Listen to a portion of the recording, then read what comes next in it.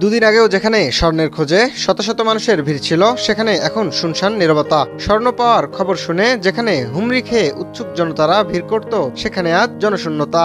জনসাধারণের নিরাপত্তায় ১৪৪ ধারা জারির পর থেকে সেখানে এখন এমন চিত্র।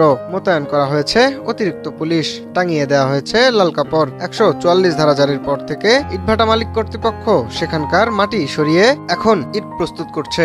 স্বর্ণ পাওয়া গুজবের এমন খবরে এখন আর কেউ আসছে না সেখানে। তবে সেখানের কিছু গণমাধ্যম কর্মীরা উপস্থিত হলে তারা সহ স্থানীয়রা জানান যে আসলে সোনা পাওয়া যাচ্ছে, এটা আসলে একটা গুজব। আসে কিন্তু আমরা দেখলাম যে এখানে প্রশাসন লাল ফ্ল্যাগ দিয়েছে, ১৪৪ ধারা চলতেছে। তাদেরকে অনেকের কাছে গেছি, আসলে কেউ বলতে পারেনি বা কেউ স্বীকারও করছে না বা কেউ বলছেও না এই সোনা পাওয়ার বিষয়টা। সুতরাং এই সোনা পাওয়ার বিষয়টা এখানে পুরোপুরি একটা নিছক একটা গুজব মাত্র।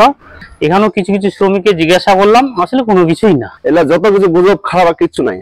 আর মানুষ সিগারেট প্যাকেটে আমি কলকাতা রাখে দেয়, এগুলা মনে করেন বলে দেয় এগুলা শোনা, এইখানে গুজব ছাড়া কিছু নাই।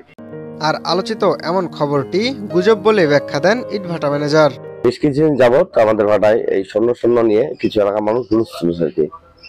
তো এই বিষয়টা আমরা তেমন একটা মাথায় নেই নাই যে আসলে এগুলো কোনো কিছু না। পরবর্তী শুনতেছি এরকম করতে করতে মানে বিভিন্ন জায়গাতে মানুষ আসতেছে, কিছু কিছু মানুষ ওই ফেসবুকে ছাড়িয়ে দিচ্ছে, ইউটিউবে ছাড়িয়ে দিচ্ছে। এগুলো ছাড়িয়ে দেওয়ার কারণে মানে বিভিন্ন জায়গা থেকে মানুষ আসতেছে আর মানে ওই ঘুরতেছে আর কি, যেখানে মানে পাওয়া যাচ্ছে। আসলে এটা সম্পূর্ণ এটা ভুয়া, কেউ পাই নাই, এরকম আমি পাই নাই। আর বিভিন্ন সংবাদকর্মী আমার এখানে আসছে, ওরাও দেখছে, রাতেও মানুষ ছিল অনেক মানুষ, ওরাও ওখানেও দেখছে যে না, এরকম পাওয়া যায় না।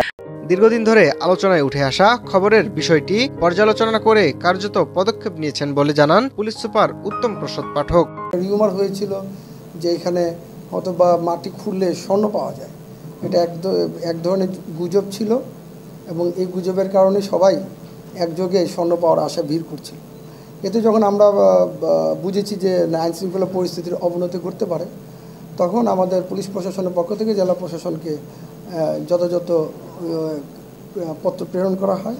সেই আলোকে ১৪৪ ধারা জারি করা হয়।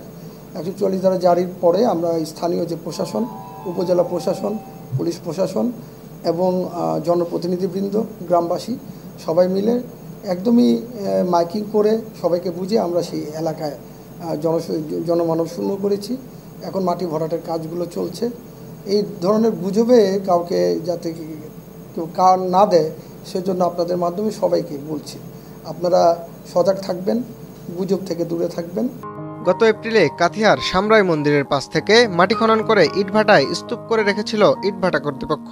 হঠাৎ গুজব উঠেছে ওই মাটির স্তূপ থেকে স্বর্ণের জিনিস পাওয়া গেছে। এরপর থেকেই সাধারণ মানুষ দিনরাত ওই মাটির স্তূপ খুঁড়ে স্বর্ণ খোঁজা শুরু করেছে। তবে কেউ স্বর্ণ পেয়েছে এ তথ্য কেউই দিতে পারেনি। Mohammad Minhaj Alam, north capital news, Thakurgaon.